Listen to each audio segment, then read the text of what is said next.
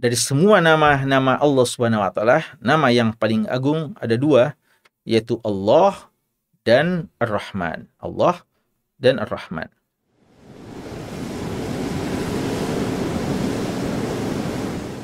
Ruas TV, rutin walaupun sedikit. Lalu di sana ada kalimat-kalimat yang Allah cintai, yang kadang kita lalai dari mengucapkannya. Padahal dia ringan untuk diucapkan. Di antaranya lah hadis kita ini. Habibatani ilar Rahman. Dia dua kalimat yang ternyata sangat dicintai oleh Allah Subhanahu wa taala. Kalau kita mencermati hadis ini, maka sangat mungkin Nabi kita sallallahu alaihi wasallam mengatakan habibatani ilallah. Ya. Tapi kenapa Nabi kita memilih kata-kata Ar-Rahman? Nama-nama Allah sangat banyak.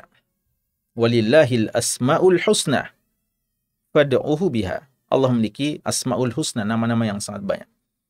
Di antaranya 99 nama dan lebih ada sebagian nama-nama yang tidak disampaikan kepada kita.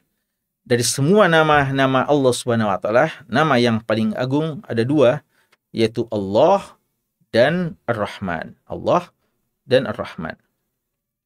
Dua nama Allah yang paling khusus bagi Allah Subhanahu wa taala, Allah dan Ar-Rahman. Kenapa dalam hadis ini Nabi kita sallallahu alaihi wasallam memilih Ar-Rahman?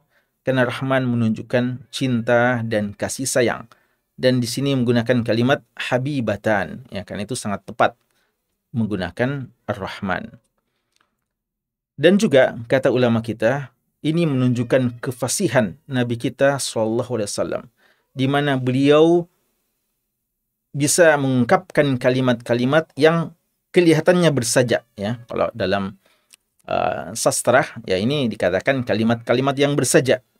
Dan dalam beberapa riwayat, sebagaimana yang pernah disebutkan dalam hadis Bukhari dari Abdullah bin Abbas dan yang lainnya, Nabi kita sallallahu alaihi wasallam mengecam, mencela orang yang takalluf, menyusah-nyusahkan dirinya untuk mau bersajak-sajak, ya, dalam doa dan dalam semacamnya.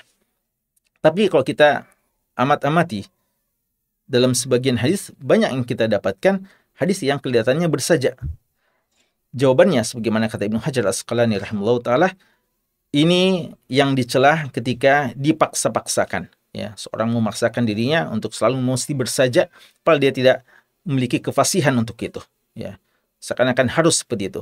Adapun sajak-sajak yang terucapkan karena memang kefasihan seseorang, balaghah seseorang, maka ini adalah suatu kalimat-kalimat yang enak didengarkan dan menunjukkan kelebihan keutamaan pada fulan tersebut. Di antaranya adalah Nabi kita Muhammad sallallahu alaihi wasallam. Karena itu kalimat-kalimat yang kelihatannya bersajak ini, yang dimana sejak awal kalimatani khafifatani 'alal lisani thaqilatani fil mizani habibatani ila Rahman, yang penuh bersajak ini bukan suatu yang takalluf, tapi memang karena kebiasaan Nabi kita dalam ucapan-ucapan yang senantiasa fasih dan penuh dengan balaghah. Karena itu beliau menggunakan ila Rahman, ila Rahman. Habibatan ila Rahman. Apa itu? Subhanallahi wa bihamdih, subhanallahil azim. Ya, dan ini menunjukkan keutamaan tasbih. Dan tasbih sering diucapkan pertama, ya, subhanallah. Kalau kita habis selesai sholat, di antara bacaan kita subhanallah, walhamdulillah, Allahu akbar, ya. Kenapa subhanallah selalu didahulukan? Karena subhanallah maknanya adalah mensucikan Allah dari segala bentuk kekurangan, aib. Dan ini perlu sebelum ucapan alhamdulillah, ya. Makanya kalau mau dibedakan atau dicari yang mana lebih utama, umumnya ulama menyebutkan bahwa alhamdulillah lebih utama daripada subhanallah. Karena alhamdulillah itu bukan sekedar mensucikan Allah dari kekurangan, tapi juga menetapkan tentang kelebihan keutamaan Allah Subhanahu wa taala. Tapi tidak mungkin kita mau untuk memuji sebelum kita menafikan kekurangan dari Allah Subhanahu wa taala. Makanya itulah kenapa tasbih lebih banyak didahulukan. Syekhul Islam Ibnu Taimiyah pernah ditanya tentang masalah ini.